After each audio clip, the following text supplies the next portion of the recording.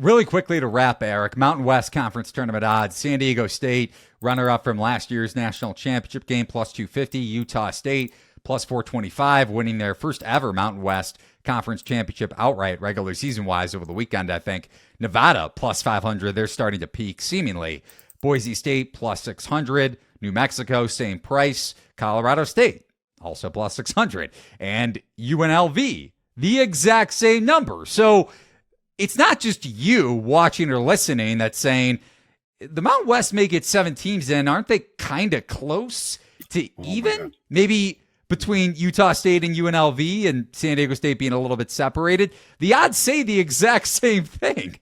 Yeah, absolutely. I mean, throw a dart. Pick 7 teams and throw a dart. I mean, I'm going to throw out my rankings here for these teams. Boise State 32, Nevada 34, San Diego State 37, New Mexico 42, Colorado State 43, Utah State 56, and UNLV 65.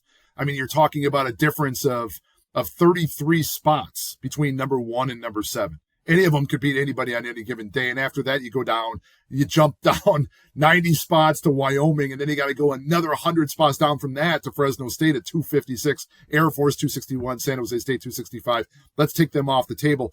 But this is what makes this conference so interesting, is that it's really hard to say who's going to beat who on any given day. I love what Nevada's been able to do. I think Nevada's got a great resume. I think that's the cream of the crop. I've always kind of had a soft spot for Boise State, though. I think that Boise State, according to my rankings, is still the best team in the Mountain West. One of those teams looks like, in my opinion, the winner of this conference. Now, a lot of people from San Diego State are probably not going to want to hear that, but it's such a crapshoot with this conference. It's really difficult to say. I will say this: you talked about possibly 7 teams getting in. Now, San Diego State made a hell of a run last year, went 5-1 in the tournament. But if you take that San Diego State team out of the equation, going back over the last 4 tournaments, the Mountain West is only 0-11. If they're 0-11 in those last 4 tournaments, that's kind of in my mind, a very important point, because that may limit who actually gets in the NCAA tournament. So they could get up to 7. I think it's likely 6, especially when one of these top 6 teams wins. But say UNLV does win the whole thing, and does a team like possibly New Mexico get left out? That's going to be the question for me. The other question when it comes to these teams is seed lines. I have, like, a lot of these teams seeded pretty highly. I had Nevada, I think, near the 5 line, Utah State 5 or 6 line, San Diego State's up there as well.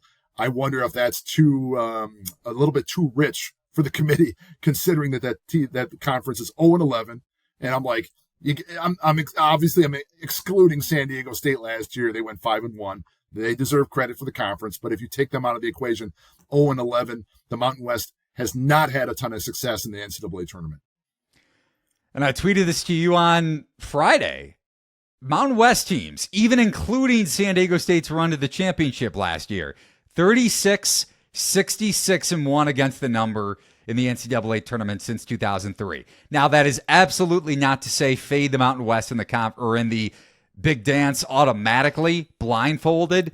Please don't do that, just because matchups dictate a lot. But it goes to show you home court advantage means a lot in that conference because of the altitude level. It's not just Colorado State. It's Utah State and New Mexico. I'm probably forgetting one but at least with the Lobos in the pit. Now, really quickly in this conference, I don't have a bet. The only bets I have are Ohio State 35-1, Clemson 15-1, which I would bet down to 10-1.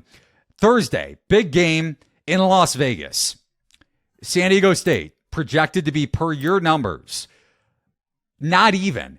You have it projected as a pick'em against UNLV. And that's a huge game for UNLV's NCAA tournament hopes. And it's kind of home court. Let's say the market opens San Diego State -2, something like that. Do you think your numbers are accounting for maybe a little bit more, and rightfully so, I think, the maybe a little bit bigger than semi home court advantage for UNLV? Yeah, I mean, and that game is being played on, I'm looking at this up here on the fly. I'm sorry about this, Thursday. And like, as far as the location goes, so it's going to be given a full, another thing I'll throw about my site is, like, there's lot of times you have the home court advantage, you have the away games, but then you have like the small H's and the small A's, like the semi. There is no advantage like that on my side. I'm treating people, I get it. Unfortunately, my site doesn't kind of look at things that way. For example, like if you're playing a Gonzaga game that's being played up in Seattle against someone from Florida, obviously it's going to be a small H. It's a home game, but they're not at their home arena. It's kind of like that situation. So this game will actually be tracked, like you said, like a home game for UNLV. Keep that in mind, because that's the thing. So you're probably getting a little bit of an advantage towards UNLV. That's probably the question where you were going the first time. So you're looking at, so even though I have San Diego State in a pick'em, you're probably looking at adjust that by 1.5 or 2 points in favor of San Diego State. That's probably where you're going the first time. I just missed the question. So I was kind of scrambling, trying to answer something that made sense, and it didn't at all. So, well, you got it the second time around, which I respect. Right. Not easy by any means.